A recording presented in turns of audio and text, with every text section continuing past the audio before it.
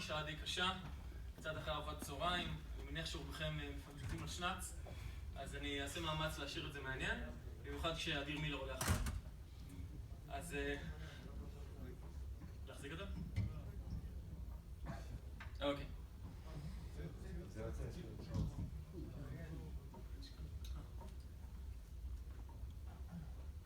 אוקיי, נעים מאוד, שמי אורון טנה, טכנולוג ראשי ב-JSE. חברת JSE מתמחה בפיתוח מערכות תוכנה מורכבות, בדגש על השוק הביטחוני. יש לנו ניסיון רב בפיתוח מערכות הקלטה, מערכות הקשה ומערכות real time embedded. בשנים האחרונות צברנו גם הרבה ניסיון על מימוש מערכות תוכנה על גבי פלטפורמות מוטסות, על גבי VxWorks, Windows ו-Linux. הבעיה המרכזית שאני רוצה לדבר עליה היום היא בעיה שמטרידה ומכבידה כמעט על כל פרויקטי האמבדד בעולם. לא של הקהל כאן כמובן, אבל הבנתי שזה קורה בהרבה מקומות בעולם. לוחות זמנים. בסקר שנתי של חברת המחקר UBM עולה ש-62% מפרויקטי הפיתוח בעולם האמבדד מאחר. זאת לעומת 59% בשנה הקודמת. כשחושבים על כך שרוב הפרויקטים בעולם הזה מתאחרים, ושפרויקט ממוצע לוקח יותר משנה ל-14.5 אנשים, אנחנו מבינים שמדובר בבעיה משמעותית. כמובן שהבעיה חמורה על אחת כמה וכמה, כשאנחנו מדברים על פרויקטים בשוק הביטחוני שנדרשים לאמינות גבוהה, לסרטיפיקציה, בתקנים מאוד מחמירים. אז מסתבר שהבעיה הזאת, עולה מהסקר, שהבעיה הזאת היא גם מחמירה משנה לשנה. אפשר לראות כאן שב-2011 רק 39% מהפרויקטים עמדו בלוחות הזמנים שלהם, וזה ירד עד כדי 34% בשנה הקודמת, 2015. זה ירידה של מעל 10%, וזה בעיה שמחמירה יותר ויותר עם הזמן. אז האם זה באמת מטריד את מנהלי הפרויקטים? יש גם מנהלי פרויקטים בקהל? קרה למישהו שפרויקט התאחר, הרבה מעבר למתוכנן? יש מישהו שזה לא קרה לו? אז מסתבר שכן, זו בעיה שמאוד מטרידה מנהלי פרויקטים. לפי הסקר שאלו מנהלי פרויקטים באמבדד מה האתגרים המשמעותיים ביותר, והסתבר שתהליך הדיבאגינג ועמידה בלוחות זמנים זה הבעיות הקשות ביותר שהארגון מתמודד איתו. כמו כן אתם רואים שהאלמנט השלישי שם זה טסטינג וסיסטם אינטגריישן, זה נוטה פשוט להימרח ולנגוס בלוחות הזמנים עוד ועוד. אז כמו שאתם מבינים, זו בעיה קשה מאוד. סליחה, שנייה אחת. כן. האיחורים האלה פוגעים באופן ממשי ברווחיות הפרויקטים, ב-time to market, וזה מתבטא בסביעות רצון נמוכה אצל הלקוחות ואצל העובדים בארגון. אז איפה מתבזבז כל הזמן בפרויקט? אפשר לראות שכ-30% מזמן הפיתוח הולך על detail design, זה אומר בין היתר גם פיתוח תוכנה, ועוד 21% מכל הזמן בפרויקט הולך על בדיקות ודיבאגינג. ביחד שתי הדברים האלה הם בערך 50%, וזה לדעתי ולדעת רבים, זה בעיה משמעותית מאוד. אז מניסיוננו, הבעיה המרכזית היא שישנה פשוט תלות בלתי פוסקת של מפתחי התוכנה בזמינות החומרה היהודית. התלות הזאת גורמת לכך שצוותי התוכנה צריכים להמתין עד שיקבלו אב טיפוס ראשוני של החומרה. אחרי שהם כבר מקבלים אותו, בדרך כלל יש מספר מועט של יחידות, הזמינות היא נמוכה. הרבה פעמים החומרה שכן מקבלים לא יציבה בהתחלה. הרי זה אב טיפוס, יש לנו הרבה תקלות, בעוד חומרה, צריך לעשות תפירות כאלה ואחרות. לפעמים גם קורה שאנחנו נאלצים לחלוק חומרות בין מפתחים, מה שגורם לכך שצריך לעבוד בתורות, וזה שוב בזבוז זמן ומשאבים ואנרגיה שלא נגמרת. עוד בעיה ששמתי לב אליה, זה שהרבה פעמים, בגלל שהחומרה לא יציבה, אנשי התוכנה מנסים לפתור איזשהו באג תוכנה, שוברים על זה את הראש לפעמים ימים רבים, ובסוף מתברר שבכלל הבעיה נובעת מהחומרה.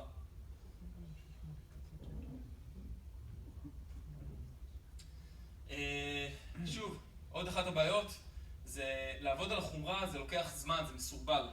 לוקח הרבה זמן להתקין, לחבר, לטעון, לצרוב ולהתחל. בדרך כלל זה לא נוח, וזה תהליך מסורבל לאנשי החומרה ולאנשי התוכנה. לפעמים גם יש צורך בציוד בדיקה חיצוני. סקופים, מסכים, רמקולים, מחוללי אותות, אנלייזרים למיניהם ועוד. זה ציוד יקר, לא תמיד זמין, וההתעסקות איתו גוזלת זמן רב. לסיכום, יש כאן הרבה בעיות שכולם קשורות לקשר הבלתי ניתן להפרדה בין אנשי התוכנה והחומרה. אנשי התוכנה כל הזמן תלויים בחומרה ובאנשי החומרה, וזה פשוט בזבוז זמן שלא נגמר. אז איך פותרים את הבעיה הזאת? מה עושים בתעשיות אחרות שמאוד רגישות ללוחות זמנים ומושקע בהם המון כסף? שוק הסמארטפונים. חברת אפל, גוגל ומייקרוסופט מזמן נמצאו גישה שבה עושים אבסטרקציה של החומרה. זה מאפשר להם לעשות הרבה דברים יותר טוב. זה מאפשר להם לעבור בין צ'יפ אחד לאחר, להחליף רכיבי חומרה ישנים בחדשים בצורה הרבה יותר קלה ופשוטה, וזה מאפשר להם גם להציע סימולטורים עבור מפתחי האפליקציות. כל אחת מהחברות האלה מציעה סימולטור לחומרה שלהם על גבי PC. יש בעולם כ2 מיליון מפתחי iOS ואנדרואיד שמוציאים מאות אלפי אפליקציות חדשות בשנה. רובם משתמשים בסימולטור מעל 90% מהזמן. הם מפתחים ובודקים את עצמם על גבי הסימולטור, על מחשב שלהם, על גבי הסימולטור שהם קיבלו מאפל או גוגל או מייקרוסופט, וזה מאפשר להם לפתח אפליקציות עבור מכשירים שעוד לא יצאו, מכשירים שאין להם, בגרסאות החומרה השונות. הם לא צריכים בכלל לקנות את כל המכשירים הרלוונטיים, לפעמים זה יכול להיות הוצאה מאוד משמעותית. וזה גם מאפשר להם לבדוק תסריטים שהם לא יכולים לבדוק עם החומרה האמיתית. למשל, אם אני מפתח אפליקציית ניווט, Waze, אוקיי? ואני רוצה לבדוק איך היא מתנהגת בניווט מפיניקס לנבדה, ללאס וגאס, אוקיי? אני לא יכול לבדוק את זה, אלא אם כן יש לי סימולטור. אחרת אני צריך להגיע לשם פיזית ולבדוק שהאפליקציית ניווט פועלת נכון שם. אז עם הסימולטור, פשוט המתכנת מקיש נקודת התחלה, נקודת סיום, והתוכנה על גבי האייפון לצורך העניין, מתנהגת כאילו שהיא נמצאת שם. ללא יכולת זו, שוק הסמארטפונים היום היה נמצא דורות אחורה. עוד דוגמה חשובה, מחשוב ענן. בעולם שרתי הענן אימצו בצורה כמעט גורפת את מודל הווירטואליזציה. שרתים וירטואליים. למה בנו את זה ככה? הסיבה היא שזה גמיש, זה מהיר, זה נוח, on demand, זה לא תלוי בהתקנת חומרה כזאת או אחרת, זה לא תלוי בחיבורים פיזיים, יש אוטומציה מלאה של תהליכים. הכל קורה בלחיצת כפתור. חברות כמו אמזון, גוגל ומייקרוסופט מציעות שרתים ללקוחות שלהם בכל היקף, בכל פיצ'רים נדרשים, בכל מערכת הפעלה ובכל רמת עוצמה נדרשת עבור הצרכים של הלקוחות. כשהלקוח של החברות האלה רוצה שרת חדש, הוא לוחץ על כמה כפתורים ומקבל מיד שרת וירטואלי חדש, תפור לצרכיו. השרת הזה יכול לעשות כל מה ששרת פיזי יכול לעשות, רק בצורה הרבה יותר נוחה. בעצם כשמשתמש של החברות האלה צריך שרת, הוא לא צריך שרת פיזי, הוא צריך מקום וירטואלי שהוא יכול לשלוט בו ויכול להריץ את האפליקציות שלו. והמקום הזה צריך לתת את כל התשתיות תוכנה וחומרה הנדרשות. אנחנו הגענו למסקנה שיש מחסור משמעותי של כלי וירטואליזציה בתחום שלנו, תחום האמבדד. אין שום סיבה שאנחנו נשאר מאחור. אז איך אנחנו מיישרים קו מול חברות כמו גוגל, מייקרוסופט ואפל? איך אנחנו משווים את שיטות העבודה שלנו? איך אנחנו מייעלים את עצמנו? מבחינתנו, התשובה המשמעותית ביותר היא סימולציה. סימולציה ווירטואליזציה. אז מה צורות העבודה שבהן אנחנו יכולים לעשות סימולציה? מה האפשרות שעומדות בפנינו? אופציה ראשונה, שאני יודע שמשתמשים בה הרבה בתעשיות כאן בארץ, זה לכתוב קוד דמה. שרק מראה לוג, שמציג איזה פונקציות נקראות ומתי. הבעיה עם זה, שזה מאוד חלקי, אפשר לבדוק רק דברים בסיסיים. זה לא תופס את כל הניואנסים האמיתיים של ה-API הסופי. בכל מקרה, לאחר מכן צריך לכתוב את הקוד מחדש על גבי החומרה היהודית. אפשרות נוספת היא להשתמש בספריית קרוס פלטפורם, אם זה חיצונית או כזאת שנכתבה בתוך הארגון. בדרך כלל זה יותר טוב להשתמש בספרייה שפותחה בתוך הארגון. אבל יש לזה הרבה יתרונות, זה נותן לנו אבסטרקציה של מערכת ההפעלה עבור התקני חומרה סטנדרטיים, אבל זה לא נותן לנו אבסטרקציה של ה-API החדשים שאנחנו רוצים לפתח לחומרה חדשה. עוד פתרון שהוא די מומלץ, במיוחד כאן בכנס של WindRiver, VXSIM או SIMX, זה מוצר בעצם של WindRiver, שמאפשר לנו להריץ חומרת, בעצם מעין evaluation board וירטואלי על גבי המחשב שלנו, על גבי Windows, ולבדוק עליו קוד נייטיב ללא צורך בחומרה. אבל שוב, זה לא מאפשר לראות איך החומרה האמיתית מתנהגת, זה לא מאפשר לנו לעשות סימולציה לחומרה שעדיין לא נתמכת בסימולטור. הגישה שאנחנו מציעים היא בעצם לתפור סימולטור לצורכי הלקוחות שלנו והפרויקטים שלהם. ועל זה אני רוצה לדבר. אז ב10 שנים האחרונות החברה שלנו זיהתה את הבעיה ופיתחה כלים להתמודד איתה. כלים של אבסטרקציה, סימולציה ווירטואליזציה של מערכות חומרה ותוכנה. אנחנו מתמחים בלמדל בצורה אפקטיבית את הדברים החשובים ולייצר סימולטור שמתאים ספציפית לצרכים של הלקוחות שלנו ושל הפרויקטים שלהם. אז מה יש לנו שם? יש לנו אבסטרקציה של מערכות הפעלה השונות. יש לנו אבסטרקציה של מודולי תוכנה חיצוניים, הרי אנחנו לא נמצאים בוואקום, אנחנו חייבים לשתף פעולה עם שאר האקוסיסטם התוכנתי והחומרתי, אז אנחנו צריכים לבדוק שהכל עובד מראש בסימולטור.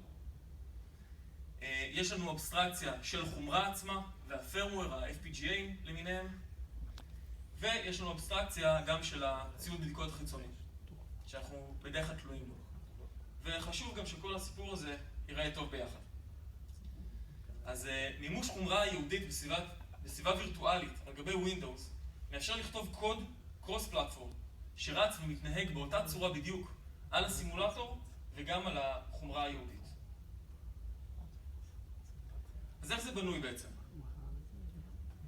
בבסיס אפשר לראות, יש לנו את החומרה עצמה ואת הסימולטור עצמו.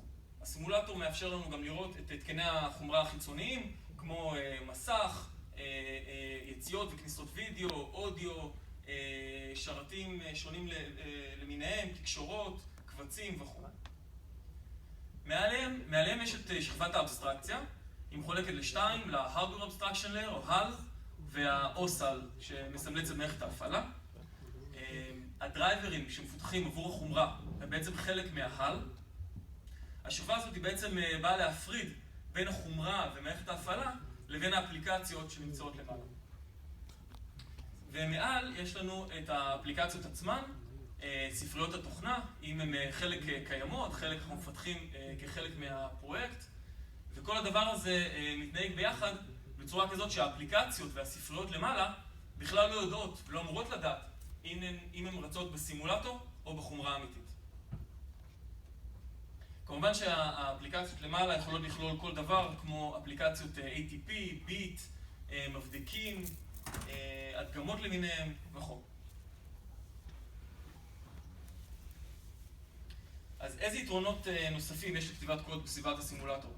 שקחו בחשבון שמדובר בעצם על סביבה שמתכנת יכול לכתוב קוד ולבדוק את עצמו, הכל על המחשב שלו במקום אחד מרכזי. אז קודם כל אנחנו מקבלים לוגר משוכלל. בין היתר הוא מנהל רמות לוגינג שונות לכל מודול, מציג בצבע אזהרות ושגיאות ריצה, ובכך מייעל את עבודת האינטגרציה. יש לנו מנהל זיכרון מתקדם, שיודע לזהות בדיוק כמה זיכרון הוקצה לכל מודול, מוצא זליגות ודריסות זיכרון אוטומטית בזמן ריצה. בעצם הכל שקוף לנו ברגע שאנחנו עובדים בצורה כזאת, כי יש לנו אפשרות להשתמש בכל הכלים של Visual Studio, של מייקרוסופט, לניהול הדברים האלה ולמציאת תקלות. ואנחנו מקבלים גם מודול רחב של אודיו-וידאו, שיודע להציג בצורה גרפית וידאו נכנס ויוצא בכל פורמט. כנ"ל לגבי אודיו, כניסות, יציאות, יודע להציג סקופים, יודע להשתמש ברמקולים של המחשב. מקבלים סביבת בדיקות מלאה. אז איך זה נראה כל הסיפור הזה ביחד? אז שנייה אחת.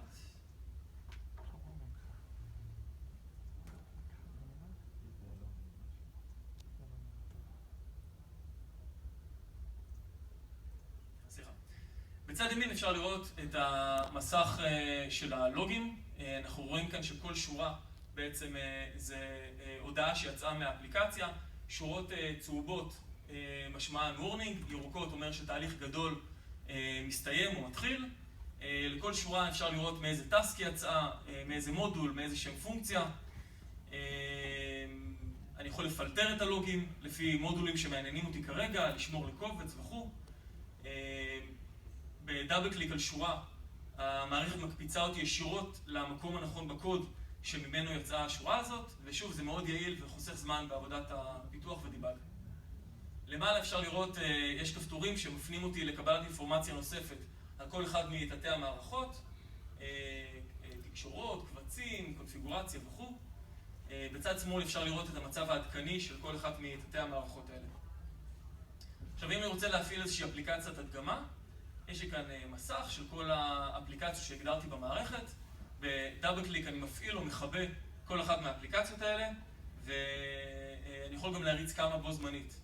מה שמאפשר לי לבדוק סיטואציה אמיתית שבה אפליקציות צריכות לדבר אחת עם השנייה, ולראות שהן לא תופסות יותר מדי משאבים וכו'. לגבי אודיו, יש לנו כאן אפשרות לראות בזמן אמת את כניסות האודיו בחלק התחתון של המסך, כניסות ויציאות. אני רואה מעין סקופ וירטואלי על גבי המחשב.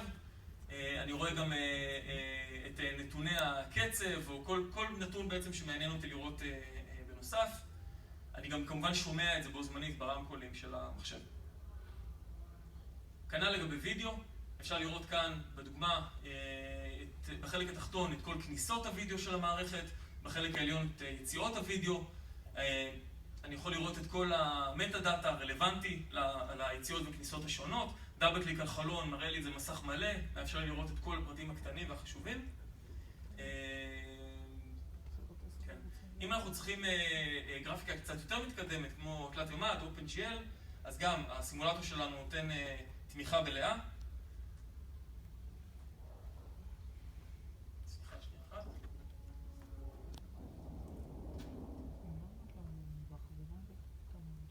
נותן תמיכה מלאה, כאן אתם יכולים לראות כמה דוגמאות לאפליקציות בדיקה שכתבנו.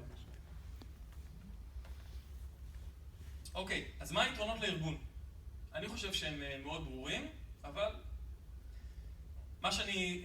מה שבעצם אני מציע לארגון, למפתח, זה פיתוח תוכנה מהיר וקל יותר, כלי בדיקה ודיבאגים מתקדמים, עבודה עצמאית, מקבילית של מתכנתים ללא צורך בחומרה, יעילות עסקית גבוהה הרבה יותר, ו-time to market הרבה יותר קצר. אנחנו אומרים את הדברים האלה על סמך ניסיון בשטח של הרבה פרויקטים, לא רק כאן בחבר'ה בשורה הראשונה, אבל זה באמת מוכיח את עצמו. אז לסיכום הנושא, יש לי וידאו המחשה קצר. The embedded systems industry launches thousands of new products each year. While the industry is rapidly moving forward with advanced new hardware and software technologies, a major hindrance is project delays, resulting from endless troubleshooting, unpredictable malfunctions, a shortage of hardware test units, expensive test equipment, and so on. A constant dependency between teams delays the progress of the project, creating impossible deadlines that lead to fewer features, less time for QA, and a longer time to market, which effectively means lower profit. Now let's imagine a project without delays. JSE provides a customized virtual development environment which simulates your specific hardware before it even exists. While the prototype is still on the sketching table, your software comes alive. Using JSE's framework, developers create cross-platform code, which runs on any Windows PC. No more need for expensive test equipment. The simulator can easily demonstrate every possible scenario, creating perfect development and testing environments. JSE Simulator provides all the benefits and capabilities of a modern Visual Studio IDE running on virtual hardware. The customized hardware simulator can be implemented quickly, creating more time for what's really important, software development and testing. Using JSE simulators, teams save up to 60% of development time. With JSE, projects evolve better and faster. No more wasted time, no more frustration, and a huge increase in profitability. JSE, Smart R&D Solutions. אוקיי, אז באיזה פרויקט משמעותי השתמשנו בסימולטור הזה שפיתחנו? אנחנו לקחנו חלק בפיתוח מחשב ה-IMA שאיציק שמעון מתעשייה האווירית דיבר עליו בבוקר, ה-Integrated Modular Avionics. אנחנו פיתחנו בעצם חלקים רבים במידלוור שאחראים על האודיו, הווידאו, שרתי קבצים, שרתים גרפיים ועוד, תקשורות למיניהם. זה היה פרויקט גדול ומורכב, עם המון יכולות, ובהמשך הוא גם שימש כתשתית לעוד מספר פרויקטים גדולים עם חומרות שונות. ובעבודה על המערכת הזאת ונגזרותיה השתמשנו בסימולטור שלנו, שאפשרנו לעבוד בלי להביא בעצם את כל המטוסים אלינו למשרד, וגם בלי המחשבים והצבד, ובעצם להיפגש רק בסוף שאנחנו רוצים לבדוק שהתוכנה שלנו רצה על החומרה האמיתית.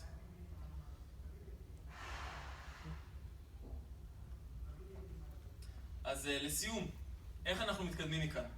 איך אנחנו מייעלים את צורת העבודה שלנו? אנחנו פשוט צריכים להמשיך ולהתקדם קדימה.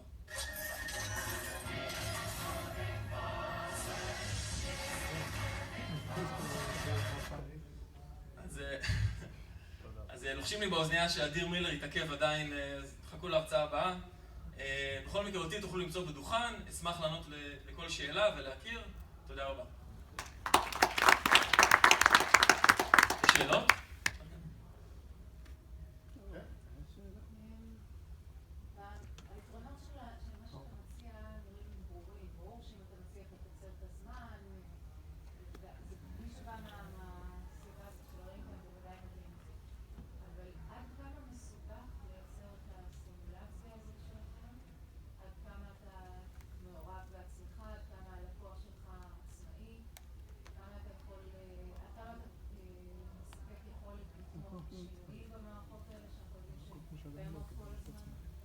אוקיי, אז כן, אז תראי, קודם כל יש לנו מומחיות שפיתחנו בתחום הזה, אוקיי? הרקע שלי הוא בכלל מתחום אחר, הרקע שלי הוא מפיתוח Windows, עולמות של עיבוד תמונה וגרפיקה, והרקע של השותף שלי דני הוא יותר, בוא נגיד 20 שנה אחורה בפרויקטים מהתעשייה הביטחונית, וחלק מהתהליך, תראי, עד היום לא מכרנו את זה כמוצר סטנד-אלון. אוקיי? זה תמיד עבודה שאנחנו תופרים ספציפית לכל פרויקט תוכנה או חומרה בתאום עם הלקוח. יש כאן עבודה, שוב, זה תלוי מה רמת הסימולציה שאנחנו צריכים. המטרה שלנו זה בעצם לא לעשות סימולציה לכל דרייבר קטן או לכל אוגר של כל צ'יפ, אלא לעשות סימולציה ברמה פונקציונלית. לתת אפשרות שהדרייברים, אוקיי, שבעצם מנתקים בין החומרה לתוכנה, שהם יהיו קרוס פלטפורם, שה-API שלהם יהיה אותו דבר גם על החומרה האמיתית וגם על סימולטור. עכשיו, זה יכול להיות עניין של שבועיים, יכול להיות עניין של חודשיים, אבל אני חושב שזה הסדר גודל, הזמנים, שוב, תלוי בפיצ'רים השונים, כדי לקחת פרויקט חומרה מורכב ככל שיהיה, ולייצר לו סימולטור על גבי ווינדוס שאפשר לפתח עליו בצורה חופשית. אז בדרך כלל אנחנו מפתחים את זה לעצמנו, כדי לעזור לעצמנו לפתח קוד בצורה הרבה יותר מהירה ולבדוק את עצמנו, ולא להתעסק עם חומרה מסורבלת, אבל אנחנו גם מציעים את זה ללקוחות שלנו, שיקבלו את זה כמוצר שהם יכולים לעבוד איתו עצמית.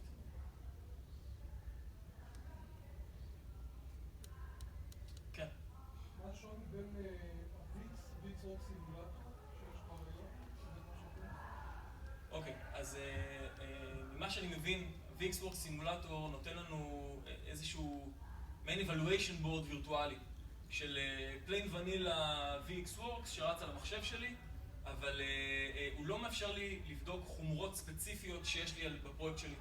אוקיי, אם יש לי פרויקט, סתם אני אומר, יש לי מקלט חדש, או איזשהו API מיוחד להצגת וידאו, או אודיו, או תלת עמד, או כל דבר שאתה יכול לחשוב עליו, ההתמחות שלנו זה לקחת את ה-API האלה, ולגרום להם לעבוד באותה צורה על גבי סימולטור. שוב, גם אתה מרוויח כאן עוד כלי פיתוח ובדיקה שאין לך בעולם של WindRiver, העולם של מייקרוסופט. אוקיי? בעצם כל הקוד הוא קרוס פלטפורם, מחר אתה בכמה לחיצות מוציא את זה ללינוקס, או מוציא את זה אפילו על ווינדוס, כן? אם יהיה לך ווינדוס אמבדד. אבל הרעיון זה בעצם לשמור על חוסר תלות ממערכת ההפעלה והחומרה.